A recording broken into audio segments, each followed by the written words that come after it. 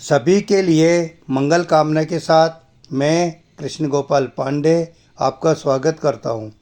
आज का विषय है विदुर कौन थे अथवा महात्मा विदुर का चरित्र चित्रण। विदुर धृतराष्ट्र और पांडु के लघु भ्राता थे। दासी पुत्र होने के कारण वे राज्य के अधिकारी नहीं हुए। मांडव्य ऋषि के श्राप के कारण धर्मराज ने ही विदुर जी के रूप में जन्म लिया था।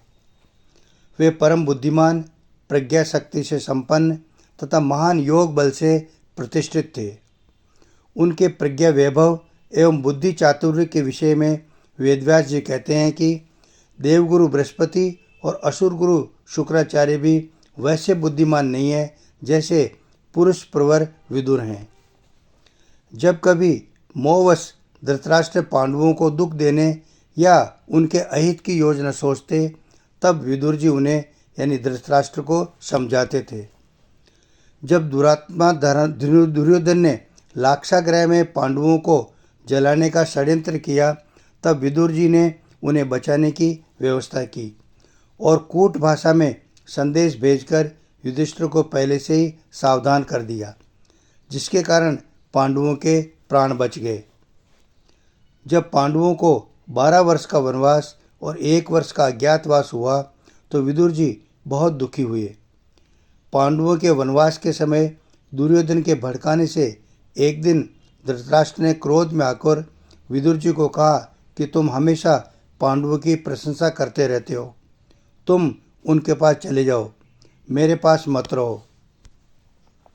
विदुर जी उसी समय पांडवों के पास जाकर जंगल में रहने लगे। उनके चले जाने के बाद धृतराष्ट्र को उनके महत्व का पता चला। वे विदुर जी की अनुपस्थिति में अपने आप को असहाय समझने लगे। उन्होंने दूत भेजा, अपने अपराध के लिए क्षमा चाही और विदुर जी से शीघ्र ही हस्तिनापुर आने की प्रार्थना की। धृतराष्ट्र की प्रार्थना स्वीकार कर विदुर जी लौट आए। महाभारत का युद्ध प्रारंभ हुआ तो विदुर जी किसी के भी पक्ष में नहीं रहे। अवधूत वेश धारण करके 12 वर्ष तक पृथ्वी पर विचरते रहे। जो कंदमूल मिल जाता वही खा लेते, जहाँ रात्रि हो जाती वहीं सो जाते। फल फूल खाते हुए तीर्थ स्थानों पर घूमते रहे। मैत्रेय जी से ज्ञानोपदेश प्राप्त करके वे हस्तिनापुर पहुँचे। पांडवों ने उनका बहुत सत्कार किया। वे कुछ दिन वहाँ रहे। अंत में उन्होंने धृतराष्ट्र से वन में चलकर तपस्या करने के लिए कहा। उनकी बात मानकर वे यानी धृतराष्ट्र गांधारी और कुंती के साथ वन में चले गए। विदुर जी भी उनके साथ थे।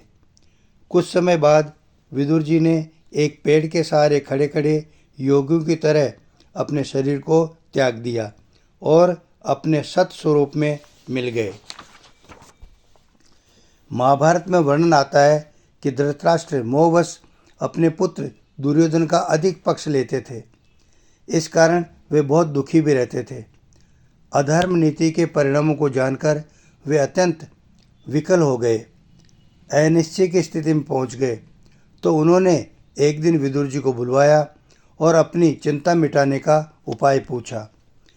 इस पर विदुर जी ने जो उपदेश धृतराष्ट्र को दिए वही उपदेश विदुर नीति के नाम से जाने जाते हैं। विदुर जी ने बहुत सी बातें समझाई।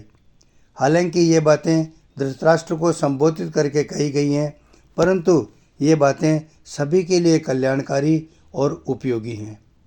यदि आप ये सब पढ़ना चाहें तो डिस्क्रिप्शन में पढ़ सकते हैं।